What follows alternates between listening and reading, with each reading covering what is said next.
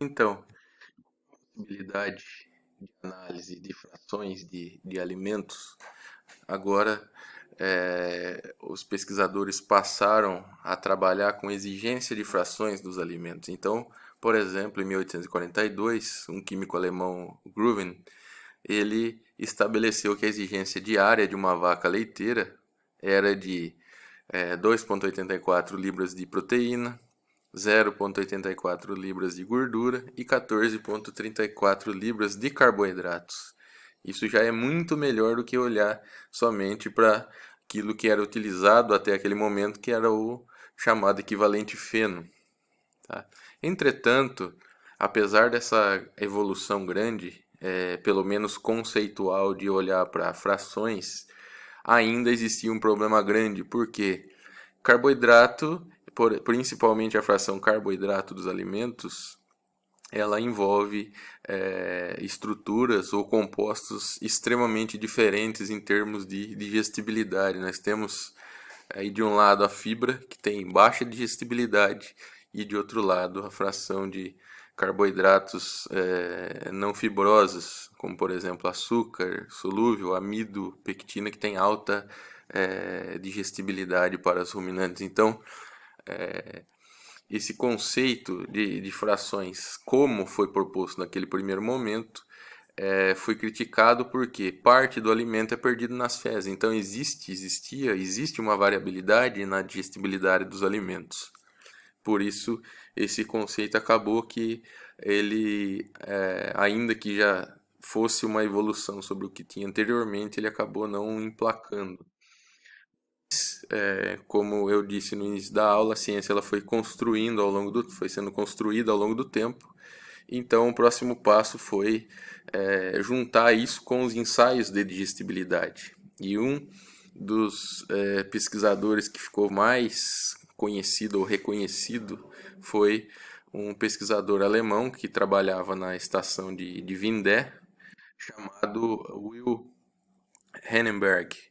Esse pesquisador, Hennenberg, ele era chefe de uma estação experimental lá em Göttingen, chamada Vindé, e ele fez um trabalho muito interessante que acabou sendo utilizado, adotado pela indústria de nutrição animal por mais de 100 anos depois, que foi organizar num livro aquelas análises de proteína bruta, de fibra bruta naquele momento, de cinzas, extratetéreo, e juntar isso num livro e associar essa organização dessas análises, que ficou conhecida como análises, ou análise proximal, com os seus resultados de experimentos de digestibilidade.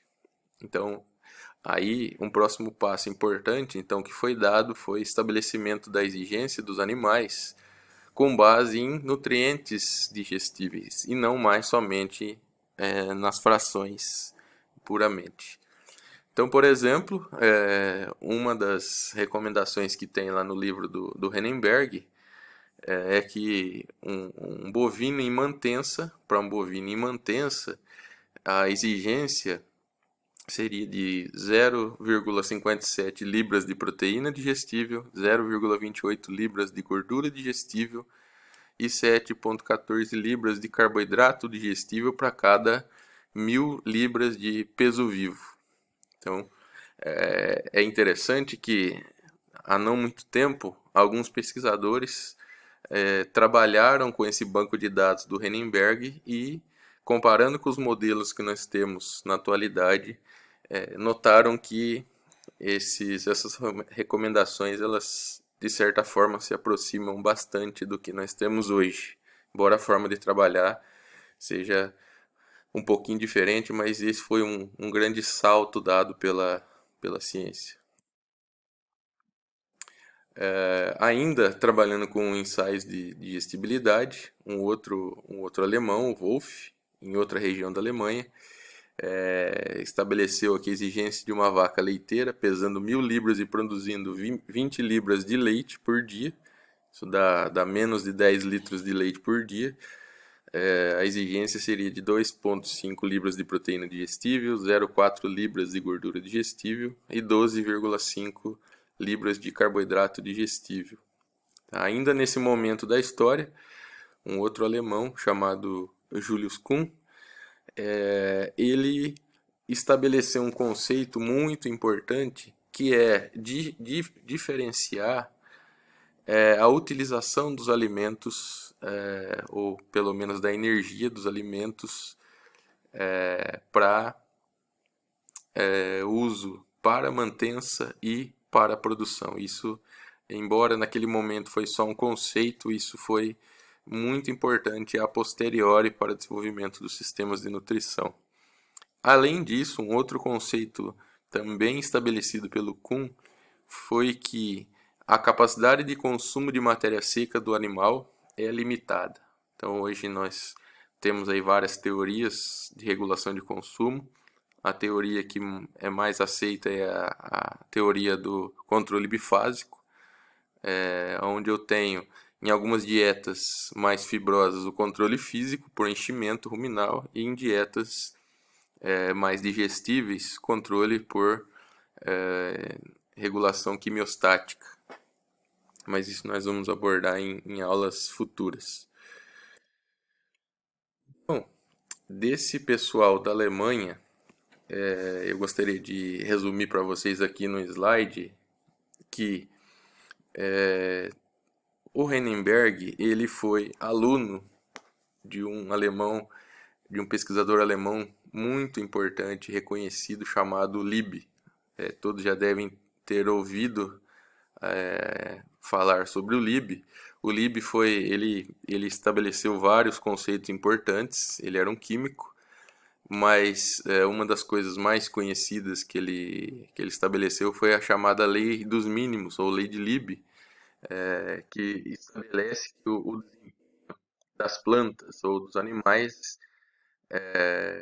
vai ser sempre limitado por aquele nutriente que esteja em menor oferta relativa à sua demanda. Então ele criou aqui o exemplo do barril para demonstrar isso. Então o barril ele só vai ser enchido até aquele nível que é determinado pela oferta do nutriente mais limitante para plantas e animais. Lei dos mínimos, ficou bem conhecido esse conceito.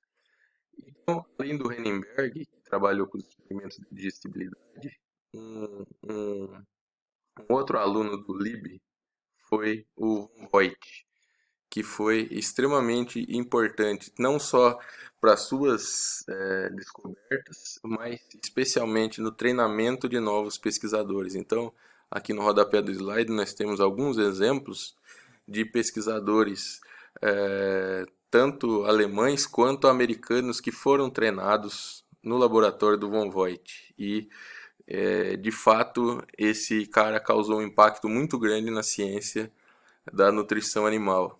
Então, por exemplo, o Armsby, que era um americano, trabalhou na Pensilvânia, o Atwater, outro americano, que foi o que desenvolveu o sistema de nutrientes digestíveis, e dois nomes aqui de alemães, entre outros, mas o Oskar Kellner, que desenvolveu o sistema alemão de energia líquida, que era o equivalente a amido, e o Max Rubner, que nós vamos ver logo na sequência, foi um cara que trabalhou com a teoria da superfície corporal. Tá? Só para ficar registrado aqui, dois conceitos importantes que foram desenvolvidos pelo von Voigt. O primeiro é que, com aquela tendência que existia na época, né, no século XIX, que a proteína era o nutriente mais importante. De fato, proteína é muito importante, mas nós sabemos hoje que energia é demandada numa quantidade muito maior do que proteína pelo animal. E então ele citou uma frase que ficou bastante conhecida naquele momento, que era flesh makes flesh, ou seja, a carne faz carne, ou seja, para fazer carne que contém proteína, o animal precisa comer proteína. Um outro conceito importante que o von Voigt também estabeleceu foi que a energia metabolizável, agora vejam, já estamos avançando aí no conhecimento da nutrição, já dentro do animal, a energia metabolizável ela perdida ou utilizada ou particionada em duas outras formas de energia, que é a energia retida, ou seja, retida no corpo do animal, na forma de carne, de gordura, enfim, ou,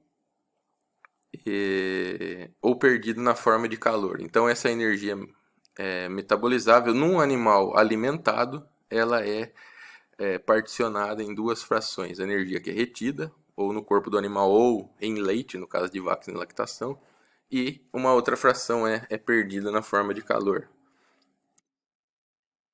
E uma foto do grupo de trabalho do Atwater nos Estados Unidos, então, bem na virada do século, em 1900, na estação de Connecticut, onde esse grupo foi super importante para estabelecer o conceito que nós utilizamos até hoje, que é o conceito de nutrientes digestíveis, tá? Que nós chamamos de NDT. Como que isso foi desenvolvido pela equipe Wattewater, só para deixar registrado, esse aqui encostado na porta era o líder da equipe de pesquisa, treinado na Alemanha, no laboratório do von Voigt. Como que esse pessoal desenvolveu esse conceito de nutrientes digestíveis, que a gente conhece como NDT? Então, primeiro, o grande trabalho deles foi determinar a digestibilidade de uma gama de alimentos consumidos pela população americana na época. Então, eles realizaram testes de digestibilidade com humanos. Se acredita que a maior parte desses testes tenha sido feito com eles mesmos, com os próprios pesquisadores. Então, eles mediam a quantidade de alimento consumido, a quantidade de alimento excretada. Naquele momento, inclusive, houve um apoio grande do governo americano para desenvolvimento de trabalhos de nutrição humana, porque a população americana estava passando por um momento difícil de nutrição. Então, esses ensaios de digestibilidade foram, foram bem importantes para estabelecer o sistema de NDT, mas, então, além desses valores de digestibilidade que eles estabeleceram para proteína, gordura e carboidratos, eles precisaram de mais dois outros conceitos. Era, primeiro, de combustão dessas frações, então, carboidrato 4,2, proteína 5,65 e gordura 9,5 quilocalorias por grama. E também eles determinaram que a perda de energia na urina. E essa perda de energia na urina era causada pela excreção de nitrogênio. Então eles chegaram num número aqui que cada grama de nitrogênio excretado na urina, ou cada grama de proteína bruta excretada na urina, havia demanda aqui a perda de 1,25 quilocalorias. Então, juntando essas três informações, eles chegaram nos seguintes valores aqui. Então, para carboidratos, 4,2 de energia bruta vezes 97% de digestibilidade, que foi a média que é obtida nos experimentos de digestibilidade com humanos, chegaram num valor de energia utilizável de 4,074, ou seja, praticamente 4. Proteína, eles chegaram no seguinte valor: 5,65 é o valor de energia bruta da proteína, descontado a energia perdida na urina, 1,25.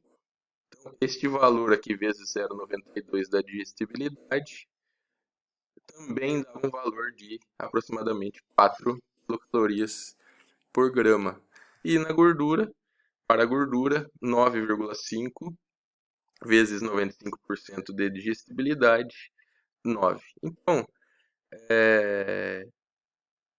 a fração carboidrato e a fração proteína, dando valores praticamente iguais aqui de 4, e gordura, 9 calorias por grama.